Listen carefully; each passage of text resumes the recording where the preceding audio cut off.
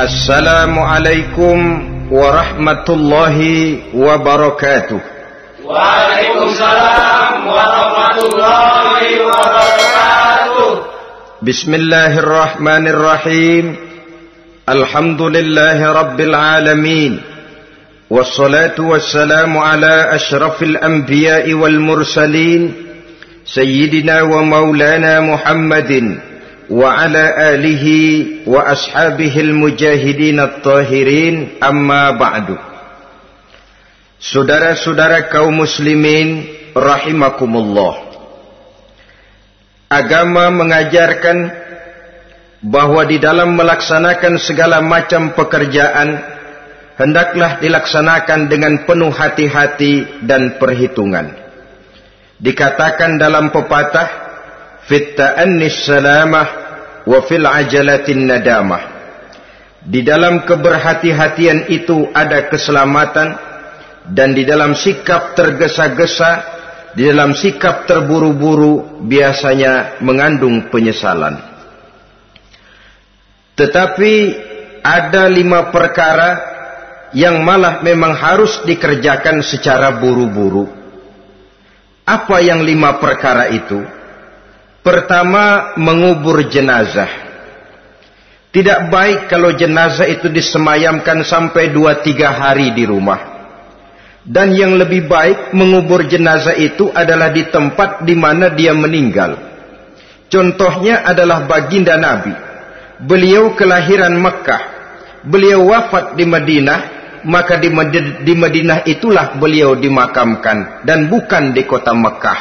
Karena prinsipnya agama menginginkan kemudahan dan tidak menginginkan kesukaran. Hal kedua yang harus dikerjakan dengan segera ialah mengawinkan anak perempuan. Apabila kita mempunyai anak perempuan, sudah sampai usianya untuk memasuki ambang pintu pernikahan, dan dia sudah minta untuk dinikahkan, maka segeralah orang tua menikahkannya atau mengawinkannya. Sebab biasanya anak perempuan, apalagi di zaman sekarang, kalau tidak segera dikawinkan oleh orang tuanya, dikhawatirkan dia akan kawin sendiri. Dan itu tentu akhirnya akan merepotkan kedua orang tuanya. Hal ketiga yang harus dikerjakan dengan segera dan buru-buru ialah membayar hutang. Apabila kita sudah berhutang kepada seseorang dan sudah ada uang untuk membayarnya, bersegeralah untuk membayar. Sebab kalau ditunda besok, lusa atau hari minggu depan, dikhawatirkan uangnya akan terpakai untuk kepentingan-kepentingan yang lain, dan hutang akan tetap tinggal hutang, tidak pernah terbayar adanya. Hal keempat yang harus disegerakan ialah menghidangkan makanan untuk orang musafir yang kebetulan menjadi tamu di rumah kita. Dan hal yang kelima yang harus dilakukan dengan buru-buru, dengan segera, bertaubat apabila mengerjakan perbuatan dosa. Hal kelima inilah yang akan kita bicarakan pada pertemuan kita kali ini, yaitu tentang taubat kepada Allah Subhanahu wa ta'ala. Taubat berasal dari kata-kata taba yatubu, yang isim masdarnya adalah taubatan. Artinya sama dengan roja'a yarji'u, ada ya'udu, pulang atau kembali. Bertobat maksudnya kembali dari yang dilarang oleh Allah. Kalau dalam perjalanan hidup ini kita suka menerjang larangan-larangan Allah, melaksanakan apa-apa yang dilarang olehnya, maka taubat artinya meninggalkan larangan-larangan itu dan kembali kepada apa yang diperintah oleh Allah Subhanahu wa ta'ala. Kenapa taubat ini harus disegerakan? Karena makhluk bernama manusia ini sulit melepaskan diri dari dosa dan salah. Nabi bersabda, kullu bani Adam khatta'un wa khairul khatta'ina tawwabun. Setiap anak Adam, yakni setiap manusia, pasti mempunyai dosa dan kesalahan. Dan sebaik-baik orang yang mempunyai dosa dan kesalahan ialah orang yang segera bertaubat. Dengan kata lain, orang yang baik sesungguhnya bukanlah orang yang tidak punya salah, karena tidak ada orangnya yang tidak punya salah.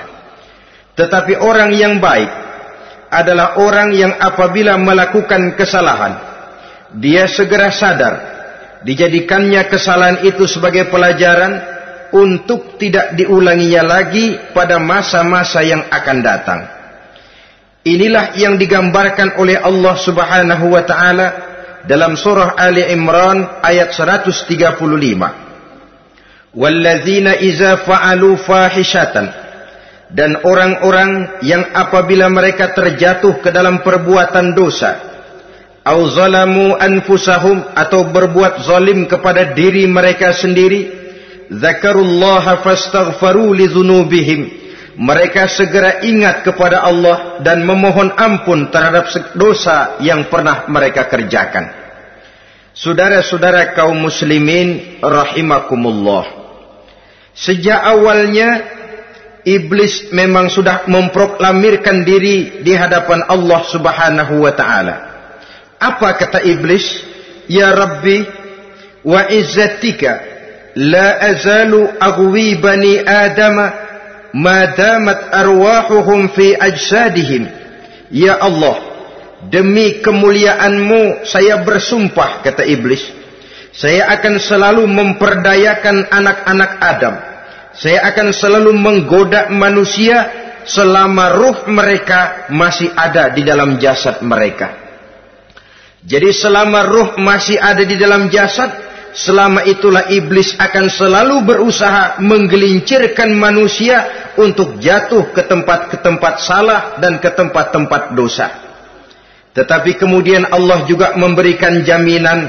Allah menjawab proklamasi iblis ini, wa izzati wa jalali ya mal'un la azalu aghfiru lahum mastaghfaru.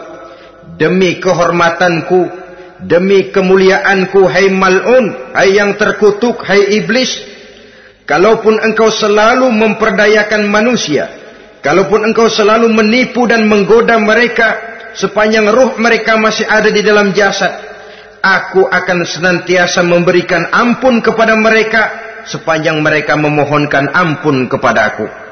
Inilah jaminan dari Allah Subhanahu wa ta'ala. Saudara-saudara kaum muslimin rahimakumullah, oleh karenanya apabila kita berbicara tentang taubat, artinya kita berbicara tentang tingkah laku kita dalam kehidupan sehari-hari. Apa yang harus kita lakukan untuk sempurnanya satu taubat? Pertama, menyesal terhadap dosa yang pernah kita lakukan. Kadang-kadang ada juga orang bertaubat, tapi bukan nyesal terhadap dosa yang dia kerjakan, malah puas katanya. Dia ngomong sama teman-temannya, saya dulu zaman muda sudah kenyang judi, kenyang zina, kenyang mabuk-mabukan, sudah puas. Sekarang tinggal benernya saja, saya sudah taubat. Taubatnya sih bagus, tapi puasnya itu yang jelek.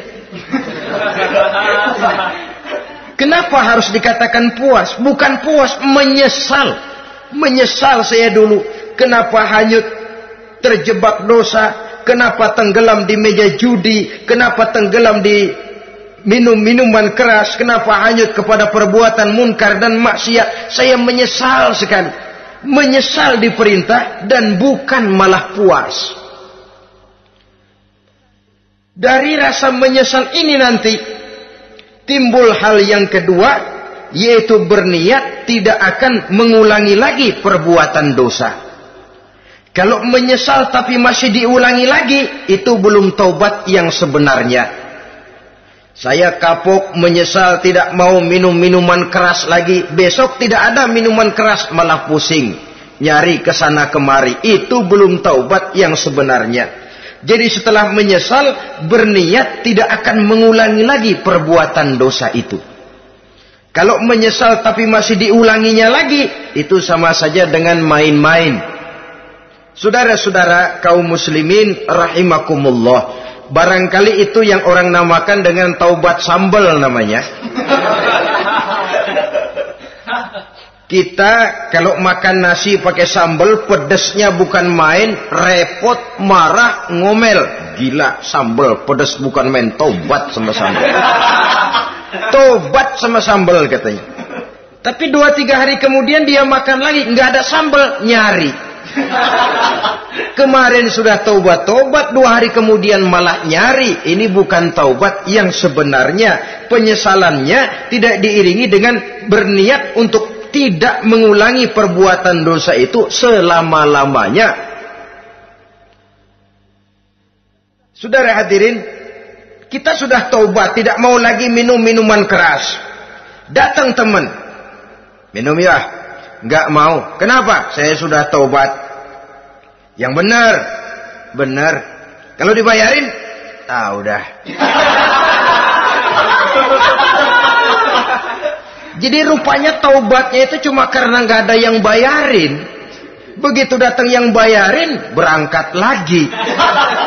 Itu belum lagi merupakan taubat yang sebenarnya.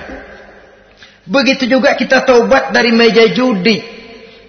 Pada waktu sudah buras, bangkrut, habis-habisan, mungkin menyesal, mungkin bertaubat. Inilah akibatnya judi, rumah tangga berantakan, harta buras, anak terlantar, uang tidak ada. Taubat, saya tidak mau lagi-lagi tenggelam di meja judi. Pada saat kondisinya bangkrut, itu yang diucapkan.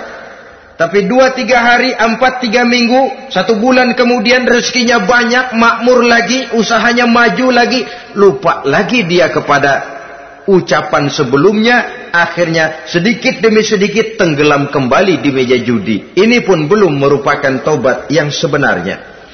Jadi untuk sempurnanya taubat, yang pertama menyesal terhadap dosa yang telah dilakukan, yang kedua berjanji tidak akan mengulangi lagi, kemudian yang ketiga meninggalkan perbuatan jahat itu untuk selama-lamanya.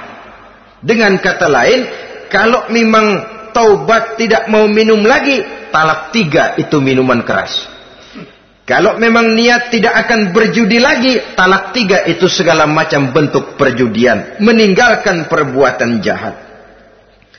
Yang keempat, menunaikan semua fardu dan kewajiban. Sebab barangkali pada saat kita tenggelam dalam dosa, perintah-perintah Allah, jangankan yang sunnah, yang wajib saja sering kita lalaikan. Maka apabila diri telah berniat melaksanakan taubat, maka tunaikan semua kewajiban yang disyariatkan oleh agama kepada kita. Yang kelima, meminta halal kepada para lawannya dengan termasuk mengembalikan hak milik orang lain. Ini kalau menyangkut hukukul adamiyin atau hak-hak manusia. Jadi kalau kita berdosa kepada sesama manusia, Allah belum akan menerima taubat kita kalau kita belum minta maaf kepada yang bersangkutan. Adapun kalau kita sudah minta maaf tapi yang bersangkutan tidak mau memberikan maaf, itu urusan dia kepada Allah. Urusan kita adalah meminta maaf kepada yang bersangkutan. Hal yang keenam, mendidik atau melatih diri untuk bertaat kepada Allah. Sebagaimana kita dulunya telah melatih diri, memperturutkan diri untuk berbuat durhaka. Lalu memperbaiki yang dimakan dan yang diminum. Itu juga merupakan ciri dari orang-orang yang melaksanakan taubat kepada Allah Subhanahu wa ta'ala. Kemudian apalagi memperbanyak istighfar di dalam kehidupan. Disabdakan oleh Nabi, inna likulli da'in dawa'un wa dawa'u zunubi al-istighfar. Sesungguhnya segala macam penyakit tentu ada obatnya, dan obat dari segala macam dosa adalah istighfar. Saudara-saudara kaum muslimin rahimakumullah. Jadi kalau yang terdahulu merupakan perbuatan-perbuatan konkret, maka yang terakhir ini taubat dalam bentuk ucapan berupa memperbanyak istighfar, memohonkan ampun kepada Allah Subhanahu wa ta'ala. Mari kita lihat. Dalam teladan hidup kita, manusia yang hatinya paling bersih, tidak lain adalah Rasulullah sallallahu alaihi wasallam. Beliau sudah mendapat jaminan ampun dari seluruh dosa. Liyaghfir lakallahu ma taqaddama min zambika wa ma ta'akhkhar, kata Allah. Muhammad, dosamu yang dahulu, dosamu yang sekarang, dosamu yang akan datang jikalau memang ada, seluruhnya sudah mendapat jaminan ampun dari Allah. Tetapi coba lihat dari sejarah perjalanan hidup yang mulia ini. Sungguh pun beliau sudah nyata-nyata mendapat jaminan ampun dari Allah. Beliau mengatakan, ayyuhan nas, tubu ilallah, fa inni atubu fil yaumi mi'ata marrah. Wahai manusia, bertaubatlah kepada Allah, maka sesungguhnya saya, kata beliau, dalam satu hari bertaubat 100 kali kepada Allah. Dalam riwayat yang lain, 70 marrah, 70 kali beliau mengucapkan istighfar minimalnya dalam sehari semalam. Orang yang sudah nyata-nyata mendapat jaminan ampun dari Allah ini, satu hari satu malam istighfarnya minimal 70 kali. Apatah lagi kita yang nyata-nyata belum mendapat jaminan ampun dari Allah. Di dalam satu hadis diriwayatkan bahwa iblis laknatullah alaih pernah berkata, ahlaktun nasa bizzunubi wal ma'asi. Aku rusak dan aku hancurkan kehidupan manusia dengan dosa dan dengan segala macam perbuatan maksiat. Iblis menghancurkan manusia dengan menanamkan kegemaran berbuat dosa dan menanamkan kesukaan untuk bergelimang dalam dunia maksiat. Tetapi kemudian iblis mengakui, wa ahlakuni bila ilaha illallah wal istighfar.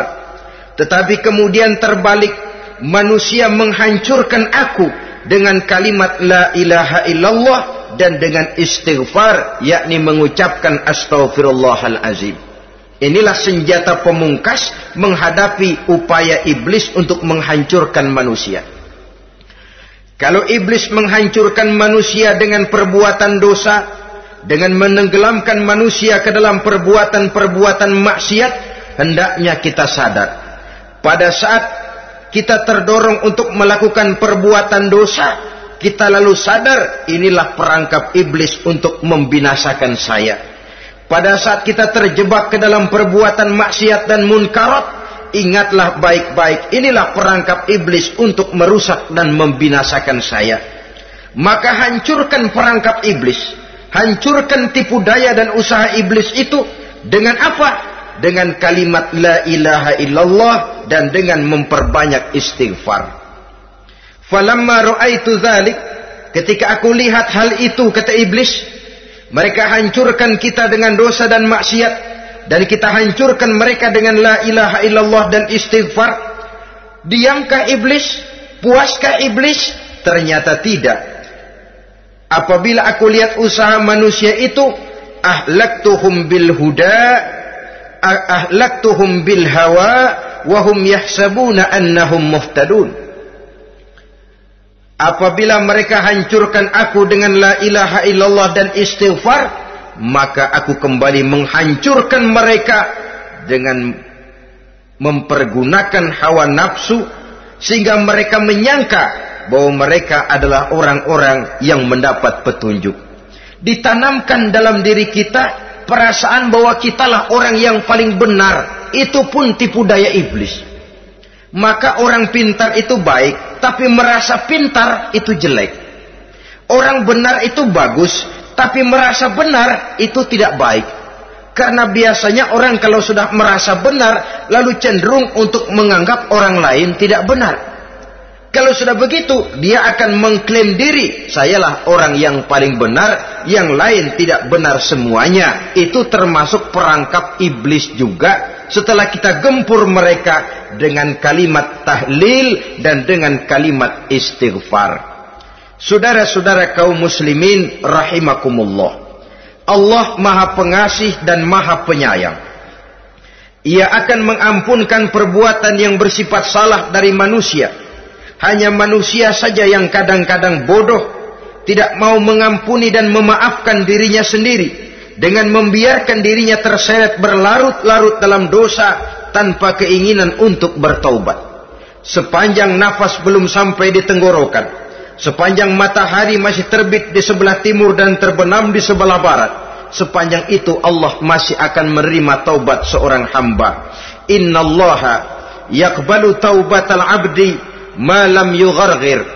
Allah akan senantiasa menerima taubat seorang hamba sebelum nafasnya sampai di tenggorokan. Apabila nafas sudah sampai di tenggorokan, maka taubat sudah terlambat adanya. Lalu yang konkret di dalam kehidupan ini, apa ciri-ciri dari orang yang melaksanakan taubat itu? Seorang ahli hikmah berkata, pertama, orang yang taubat itu kelihatan bahwa dalam kehidupan ini dia mampu menjaga lidahnya dari ucapan yang berlebih-lebihan, dari ucapan yang tidak ada manfaatnya, dari ucapan yang mengandung dosa, namimah, mengadu domba, dan ucapan-ucapan yang merugikan orang lain.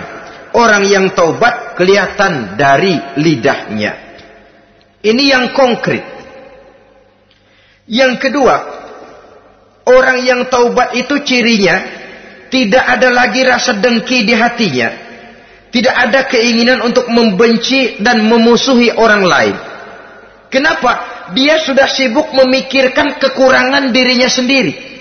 Sehingga tidak ada waktu lagi untuk mengorek-ngorek, mencari-cari aib dan kekurangan pada diri orang lain. Ini makna ucapan Nabi, tuba liman syaghalahu aibuhu an uyubin nas. Beruntunglah orang yang kekurangan pada dirinya menyebabkan dia cukup sibuk sehingga tidak sempat mencari-cari dan mengorek-ngorek aib dan kekurangan orang lain. Berbeda dengan orang yang masih jauh dari sikap taubat. Selalu berusaha mencari dan mengorek-ngorek kekurangan orang lain, sementara aib dan kekurangan dirinya diumpetin. Ini namanya ilmu kancil. Orang lain disorotin, dia ngaling, ngumpet. Kerjaannya apa? Monten orang lain saja. Dia sendiri tidak mau diponten dan tidak mau memonten dirinya. Akibatnya apa? Sikap introspeksi tidak ada. Sikap mawas diri hilang. Sikap melihat, bercermin terhadap pribadinya sendiri hilang. Yang ada cuma menilai orang lain saja. Jadi adapun orang yang sudah bertaubat ini, di hatinya tidak ada dengki. Melihat orang lain mendapat nikmat, alhamdulillah, dia ikut bersyukur. Lain dengan orang yang jauh dari taubat. Tetangganya dapat nikmat, dia meriang. Tidak senang hatinya melihat orang lain senang. Orang melarat malah tepuk tangan. Saudara hadirin yang saya muliakan, orang yang semacam ini pada hakikatnya selalu disiksa oleh perasaannya sendiri. Kalau tetangganya yang kaya, ditanya kemana dukunnya. Tapi kalau tetangganya jatuh melarat, dia tepuk tangan, gembira bukan main. Lain dengan orang yang sudah bertobat, hasud itu hilang dari dirinya. So hasud inilah yang akan memakan kebaikan yang kita kerjakan. Kata Nabi, hasud itu bisa memakan kebajikan seperti api memakan kayu bakar. Allahu Akbar. Puasa kita, zakat kita, sholat kita, habis keropos dimakan oleh sifat hasud. Tidak terasa, tapi begitu kita punya sifat dengki kepada orang lain, maka sholat kita dimakan oleh dengki tadi, puasa kita dimakan oleh dengki tadi, segala macam kebaikan yang kita kerjakan dimakan oleh si dengki tadi, seperti api memakan kayu bakar, cepat sekali. Itulah sebabnya bagaimanapun banyak kebaikan yang sudah kita kerjakan, jangan bangga dan jangan lalai. Sebaliknya, bagaimanapun besar dosa dan kesalahan yang pernah kita lakukan, jangan putus asa dari rahmatnya Allah Subhanahu wa ta'ala. Jadi yang kedua, ciri orang yang bertaubat, di hatinya tidak ada dengki dan tidak ada rasa ingin memusuhi orang lain. Dia berhadapan dengan setiap orang dengan modal husnuzon, baik sangka kepada Allah. Tidak a priori. Kadang-kadang ada orang ketemu saja baru tapi sudah punya rasa jelek. Diperturutkannya su'uzonnya. Yang ketiga, ciri orang bertaubat itu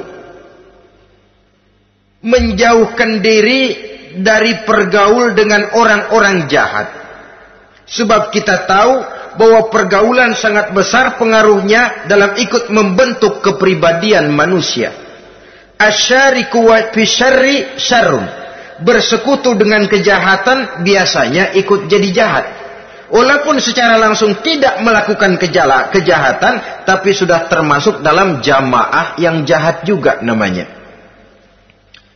Saudara-saudara kaum muslimin, bukan berarti orang yang taubat lalu tidak mau bergaul itu juga mencerminkan keangkuhan diri. Bergaul dia bergaul, tetapi kepada orang-orang yang jahat ia sekedar menghindarkan diri pergaulannya itu dari kejahatan yang bisa ditimbulkan oleh orang-orang jahat tadi. Ciri yang keempat dari orang yang bertaubat, dia mempersiapkan diri untuk menghadapi mati. Mempersiapkan diri. Sebagaimana kita tahu, kalau kita akan pergi ke luar kota, tentu kita membawa bekal. Makin jauh perjalanan, makin banyak bekal yang harus kita bawa. Hidup ini adalah perjalanan panjang yang kita juga memerlukan bekal dalam kehidupan. Orang yang bertaubat, orang yang mempersiapkan diri untuk menghadapi maut dan menghadapi hari-hari sesudah maut itu datang. Menghadapi kehidupan di alam barzakh, menghadapi kehidupan di alam akhirat dan selanjutnya. Dia mempunyai persiapan sehingga kapan maut datang dia sudah punya persiapan lebih dahulu. Saudara, kalau kita siap dipukul orang, pada saat pukulan itu datang, rasanya sakitnya agak lebih kurang daripada kita tidak pernah siap untuk dipukul. Walaupun bobot pukulannya sama, tapi kita akan lebih punya daya tahan kalau kita sudah siap. Oleh karena itu, orang yang bertobat, orang yang mempunyai persiapan untuk menghadapi mati. Tidak hanya untuk menghadapi mati, tapi juga menghadapi hidup di seberang kematian nanti. Maka karenanya, dia sibuk dengan dunianya, tapi juga dia lebih sibuk dengan akhiratnya. Dia tenggelam dalam berbagai macam kesibukan dunia, lain saat dia memfanakan diri untuk membekali diri menghadapi kehidupan sesudah hidup yang sekarang ini. Ciri-ciri ini tentu akan kelihatan dari gerak hidup seseorang. Saudara-saudara kaum muslimin rahimakumullah. Jadi dengan kata lain, kalau kita kembali kepada surah Ali Imran ayat 135 tadi, apabila dalam kehidupan terjebak kita kepada perbuatan dosa atau zalim kepada diri sendiri, zakarullah, segeralah mengingat Allah, fastaghfaru li dzunubihim, dan segera memperbanyak istighfar, memohon ampun kepada Allah Subhanahu wa taala, sebab dosa dalam Islam hanya bisa ditebus dengan taubat. Bukan dengan uang, bukan dengan beras, bukan juga dengan piagam. Dosa dalam Islam hanya bisa ditebus dengan melaksanakan taubat kepada Allah. Dan untuk bertaubat tidak usah ngulur waktu. Besok saja, bulan depan saja, tahun depan saja, nanti saja kalau sudah agak sedikit tua. Ibarat diri kita ini kaca, kata Imam Ghazali, maka dosa adalah debu. Apabila kaca kena debu, sedikit nempel debu, lalu dilap, sedikit nempel debu, terus dilap lagi, insya Allah kaca akan tetap bersih. Tapi kalau kita menunggu debu sampai banyak, apalagi sampai berurat, berkarat, nanti akan sulit membersihkannya. Demikian hati manusia itu. Kalau sudah dihinggapi oleh dosa, ditumpuknya lagi, berkarat dosa dalam hati, biasanya berat untuk melaksanakan taubat. untuk lebih meningkatkan pengertian kita tentang ciri dari orang-orang yang bertaubat, mari kita ikuti sebuah dialog yang pernah terjadi antara Rasul dengan para sahabat. Satu hari ketika sedang berkumpul dengan para sahabat, baginda Rasul bertanya, "Atadruna manit taib?" Saudara-saudara, tahu enggak saudara-saudara, siapa sebenarnya orang-orang yang bertaubat itu? Macam-macamlah jawaban para sahabat, tapi yang jelas akhirnya mereka berkata, Allahu wa rasuluhu a'lam. Allah dan Rasulnya yang lebih tahu siapa sebenarnya orang yang bertaubat itu.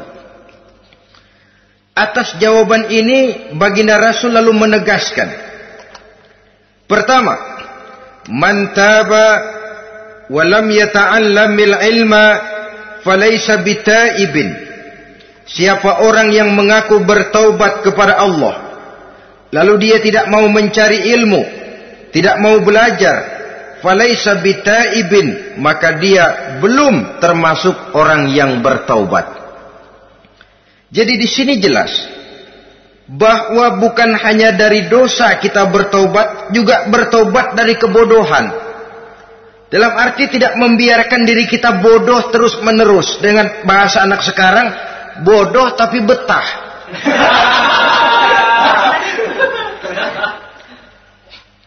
Orang yang mengaku bertaubat tapi tidak menggali ilmu, tidak mau belajar, tidak mau mencari ilmu, tidak hadir di mana majelis taklim, belum dianggap taubat yang sebenarnya. Jadi grafik orang yang taubat itu kelihatan dari kesungguhannya mencari ilmu, menghadiri majelis taklim, menghadiri kuliah-kuliah, ceramah-ceramah dan diskusi-diskusi keagamaan. Rakus dia dengan ilmu pengetahuan agama, sehingga dengan ilmunya taubatnya semakin mantap. Ini ciri yang pertama. Lalu beliau bersabda lagi, wa man taba wa lam yazdad fil ibadati falaysa bitaibin. Barang siapa yang mengaku bertaubat tapi ibadahnya tidak tambah-tambah, maka dia belum termasuk orang yang taubat. Orang yang bertaubat ada grafik peningkatan ibadahnya. Jadi kalau mulutnya taubat, minta ampun, tapi ibadahnya gitu-gitu aja, belum merupakan taubat yang sebenarnya. Jadi pada saat dia melaksanakan taubat, memproklamirkan diri untuk kembali ke jalan Allah, nilai ibadahnya meningkat. Kalau sholatnya tadinya cuma sekedar yang wajib-wajib saja, setelah dia taubat bertambah melaksanakan yang sunnah, rawatibnya, qobliyah, ba'diyahnya, atau kemudian nawafilnya berupa tahajud, hajat, duha, istikharah, dan solat-solat sunnah lainnya. Jadi kelihatan dari peningkatan ibadahnya. Ini ciri yang kedua. Yang ketiga kata Nabi lagi, wa man taba wa lam yardal khusama falaysa bitaibin. Barang siapa yang mengaku bertaubat kepada Allah, tapi dia tidak bisa meridhoi musuh-musuhnya, maka belum lagi dia dianggap orang yang bertaubat. Meridhoi, memaafkan musuh. Saudara, memberi maaf itu lebih sulit daripada minta maaf. Tapi memberi maaf lebih mulia daripada minta maaf. Minta maaf gampang, memberi maaf yang sulit. Karena itu orang yang memberi maaf menunjukkan jiwa yang lebih luhur daripada orang yang minta maaf. Sebab apa? Posisi orang yang memberi maaf kan posisi orang yang menang. Biasanya dalam posisi menang orang gampang congkak dan sombong. Orang datang minta maaf kepada kita, lalu timbul keseganan. Iya, minta maaf sih gampang. Memberi maaf itu yang sulit, tapi itu yang sangat dianjurkan. Dan itu merupakan ciri dari orang-orang yang bertaubat. Lalu apalagi? Wa man taba wa lam yughayyir libasahu wa zinatahu falaysa bitaibin. Barang siapa yang mengaku bertaubat tetapi pakaian dan perhiasannya tidak berubah, maka dia belum lagi dianggap bertaubat. Orang bilang pakaian memang kulit, yang penting isi. Tetapi bagaimanapun kulit mencerminkan isi. Dari pakaian kita bisa mengkaji kepribadian seseorang. Saya berpendapat bahwa pakaian penting, kulit juga penting. Kulit penting, isi penting. Kulit tanpa isi tidak ada artinya. Isi tanpa kulit juga meragukan orang. Wah, yang penting kan isinya, kulitnya gimana saja. Saya mau tanya, saudara dapat duren di jalanan, isi aja nggak ada kulitnya. Kira-kira dimakan nggak duren itu? Paling kurang akan menimbulkan keraguan. Jangan-jangan sudah dicampur racun ini.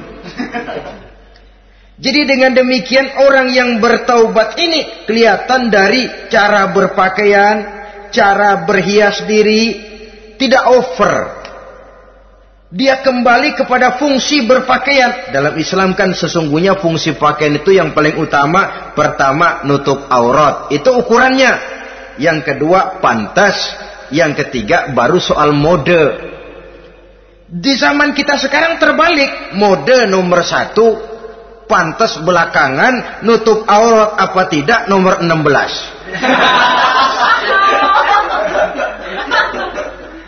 Kalau sudah mode, kita kekira kekurangan pertimbangan. Ini buat saya pantas apa tidak, ini menutup aurat apa tidak. Kita balik. Padahal fungsi berpakaian dalam Islam tujuan utamanya pertama nutup aurat.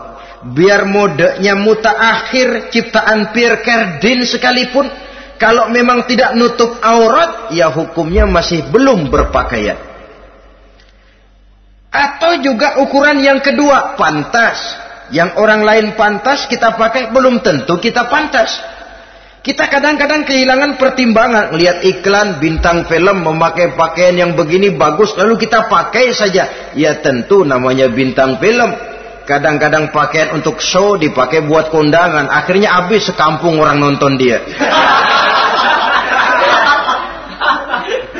Ya nggak pantas toh, nggak wajar. Saudara hadirin yang saya muliakan, orang yang bertobat kelihatan dari pakaian dan perhiasannya. Kalau sudah memakai perhiasan, ya sekedarnya saja. Tidak lalu dengan niat supaya orang tonton, supaya orang lihat, supaya orang tahu dia kaya, supaya timbul decak kagum, asal dia lihat orang lalu wah. Kalau sudah diwahi lalu senang.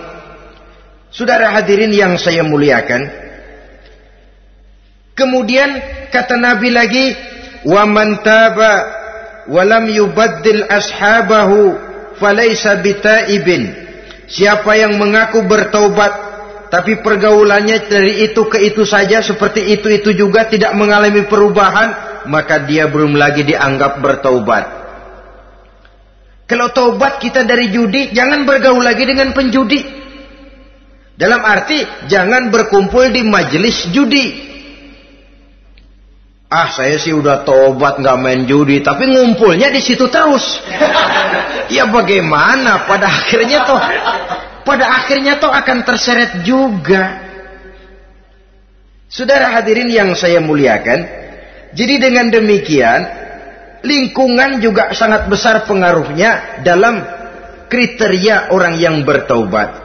Selanjutnya Nabi bersabda, "Wa man taba walam yughayyir khuluquhu falaysa bitaibin."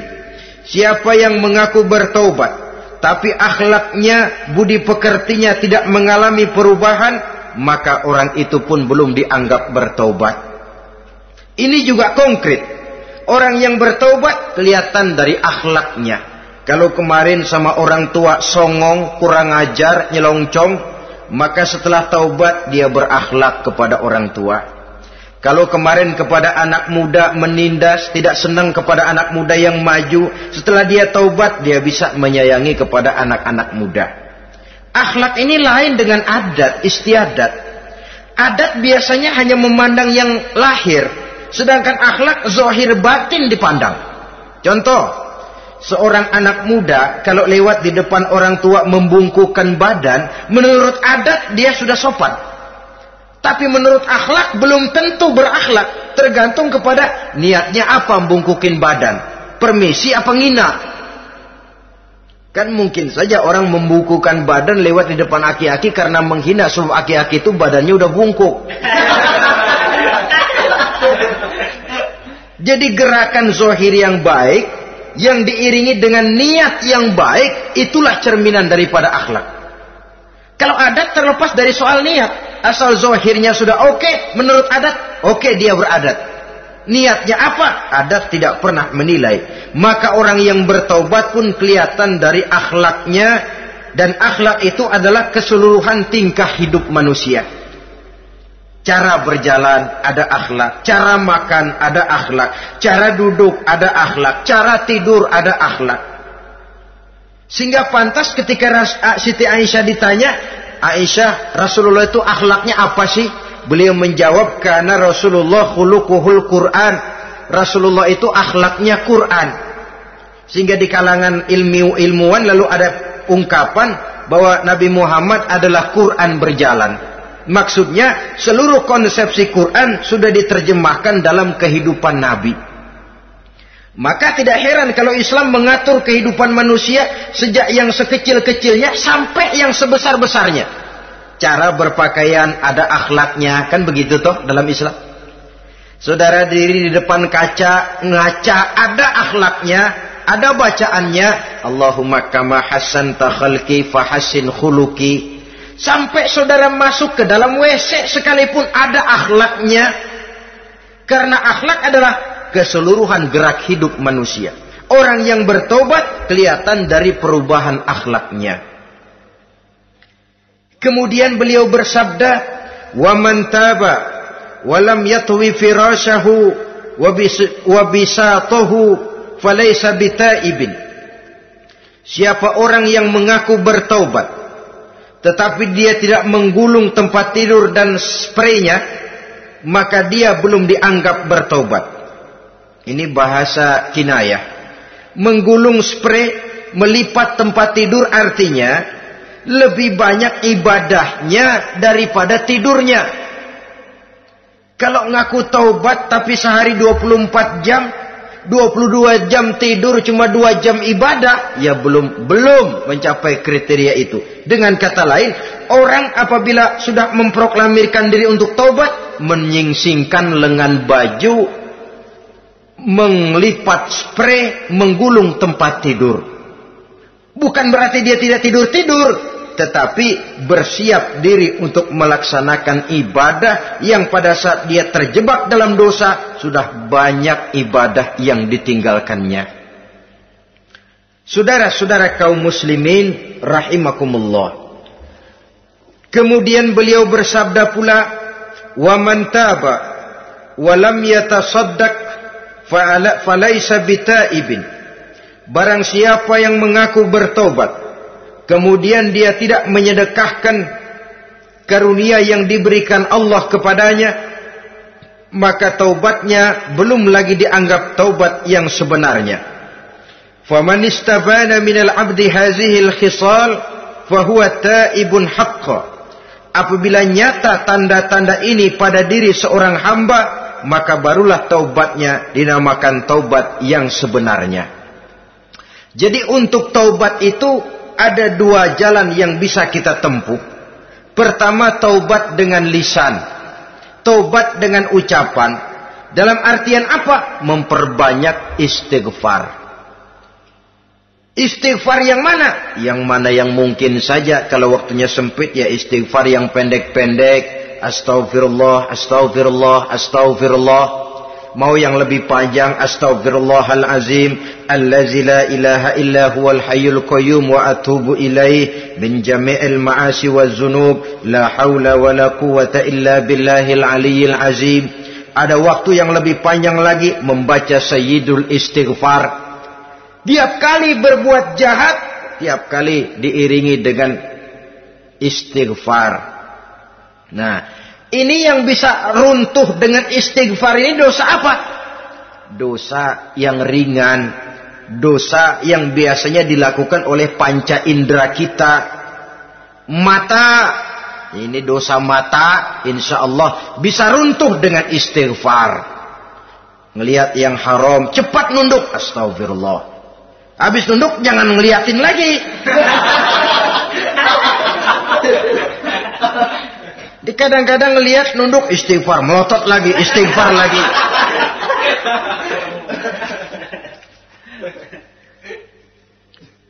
Saudara hadirin yang saya muliakan, kata Imam Ali, nazratul ula laka wasaniyatu alaika. Ini dalam menjaga mata. Pandangan pertama rezekimu kelihatan, namanya kelihatan kan rezeki. Pandangan pertama rezekimu, ulangannya dosamu. Ulangannya ini yang bisa membawa dosa. Dosa karena lidah, mengucapkan kata-kata yang menyakitkan orang. Dengan istighfar, insya Allah runtuh. Adapun dosa-dosa besar lainnya, tentu harus dengan perbuatan. Tidak cukup dengan sekedar istighfar saja. Perbuatannya apa? Itulah seperti yang sudah saya sampaikan pada ciri-ciri orang yang bertaubat tadi.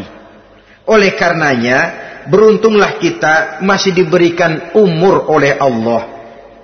Sehingga segala dosa dan kesalahan yang kita lakukan, kita masih punya kesempatan untuk mengadakan pemutihan, bertaubat kepada Allah.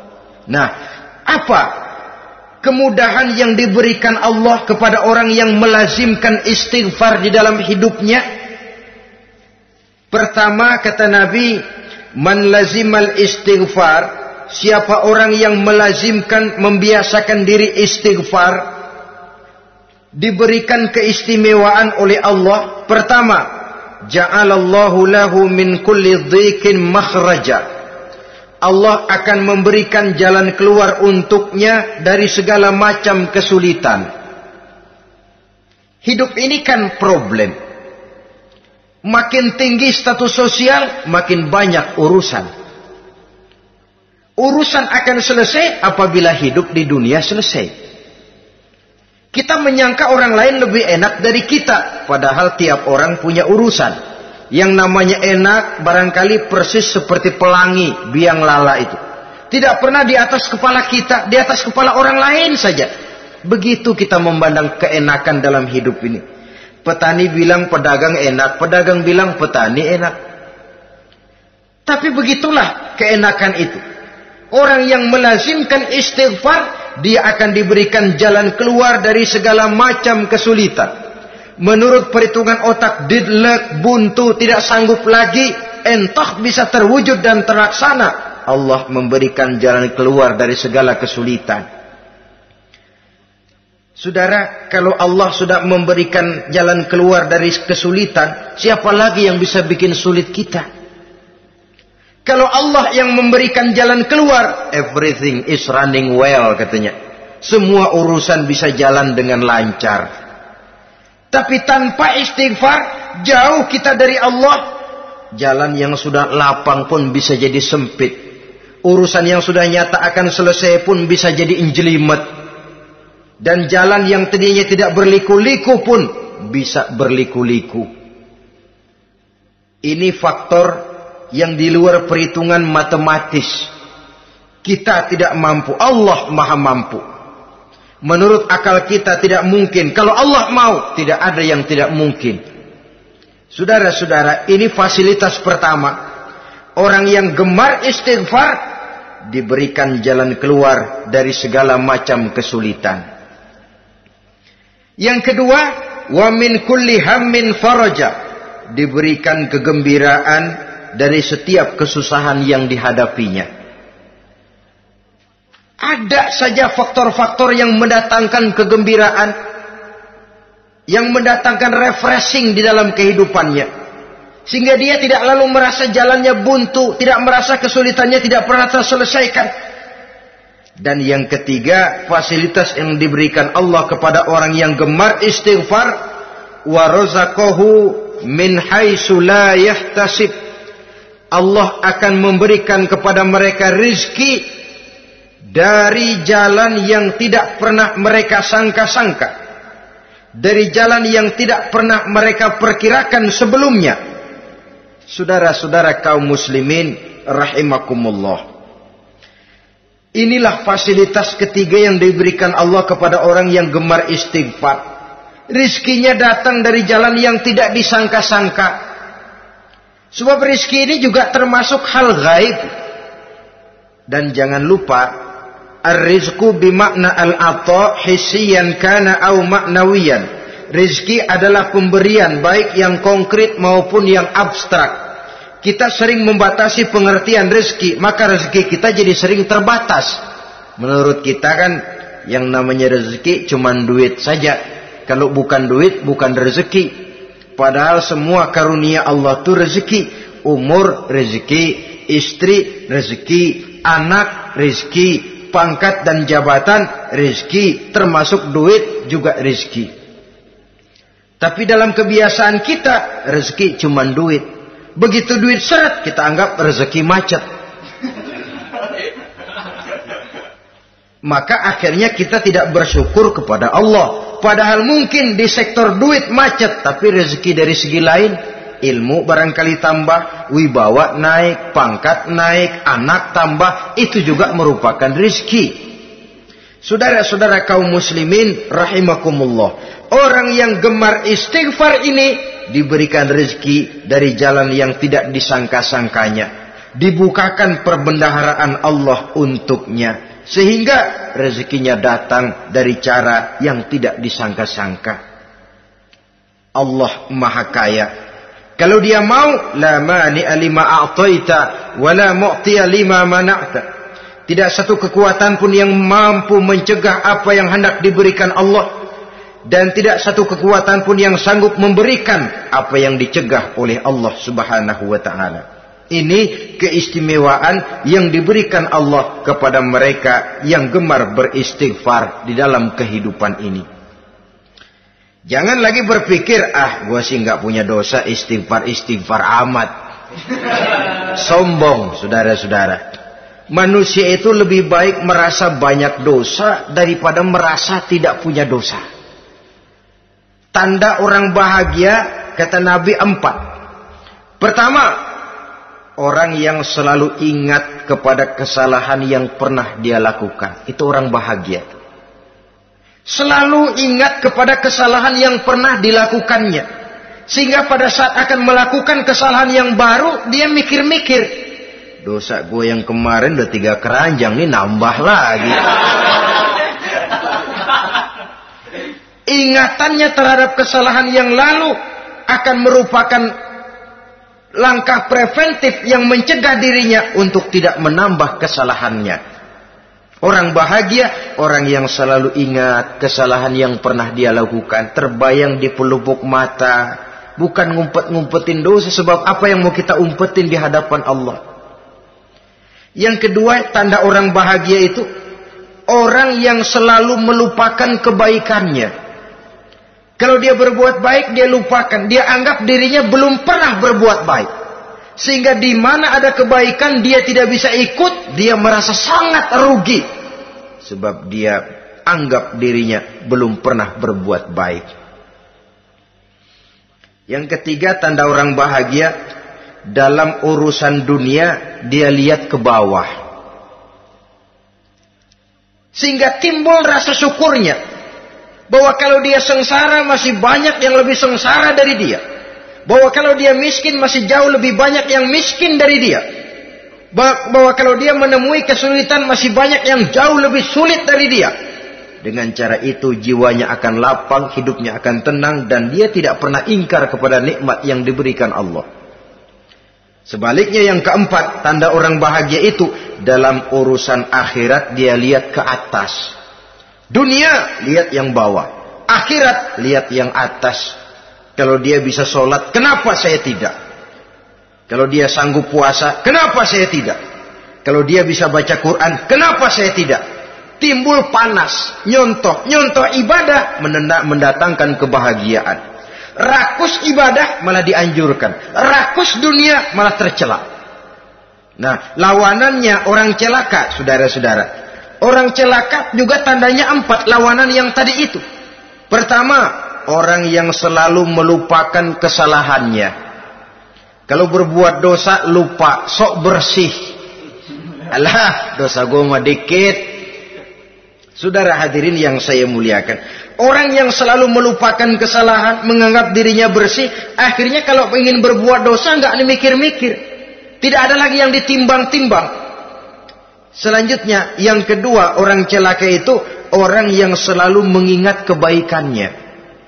Akhirnya apa? Timbul sifat nepuk dada, membanggakan jasa. Lahirlah pahlawan-pahlawan kesiangan. Selalu membanggakan diri, nepuk dada. Kalau enggak saya, kalau enggak saya. Itu masjid, kalau enggak saya. Itu pesantren, kalau enggak saya. Itu umat, kalau enggak saya. Kalau enggak saya. Memangnya kalau enggak sampean kenapa? Orang yang celaka adalah orang yang selalu menghitung-hitung kebaikan yang pernah dikerjakannya. Keikhlasannya kurang, makin dia hitung, makin kurang nilai pahalanya. Makanya kalau berbuat baik, ya anggap saja buang sampah, gak usah ditengok-tengok, gak usah diingat-ingat, dan gak usah mengharap orang yang kita tempat berbuat baik akan membalas kebaikan. Saudara hadirin yang saya muliakan, yang ketiga tanda orang celaka dalam urusan dunia, ngelihatnya ke atas, panasnya timbul, syirik dan dengkinya naik, rakusnya jadi.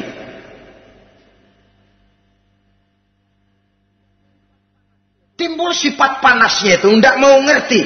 Kalau tetangga saya bisa beli kulkas, kenapa saya tidak? Kalau tetangga saya bisa beli motor, kenapa saya tidak? Kalau tetangga saya bisa beli mobil, kenapa saya tidak? Gaji nggak cukup, tuyul piara.